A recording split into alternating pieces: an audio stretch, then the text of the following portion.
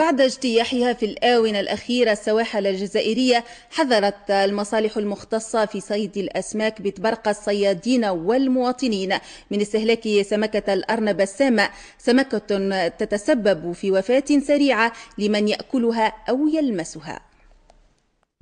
سمكة الأرنب القاتلة أو ما يعرف بالنفيخة من الأسماك السامة الذي عادة ما يتواجد في المحيط الهندي، تسلل إلى مياه البحر الأبيض المتوسط، حيث عثر عليها في خليج جابس منذ سنوات، فيما عثر عليها منذ أيام في أحد السواحل الجزائرية. سمكة سامة عندها نوروتوكسين اللي هي التترودوتوكسين الموجودة في الجلدة متاعها وفي الأحشاء وفي الكبدة، معناها تضر برشا الجهاز العصبي في الدورة الدموية وفي التنفس زاد.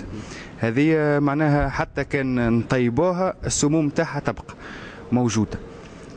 وقد حذرت المصالح المعنية في تونس والجزائر من استهلاك هذا النوع من الأسماك. كإدارة الصيد البحري بتبرقة عملنا معلقات وحطيناهم لهنا لي زافيش اللي عملناهم للإخوة البحارة الكل باش ياخذوا بالهم من الحوتة هذه، وإذا كان تحصلوا عليها في الشباك نتاعهم باش يتصلوا بينا وإحنا نعلموا السلطات المختصة في الميدان هذايا باش نتلافوا ولا قدر تقع حالات تسمم.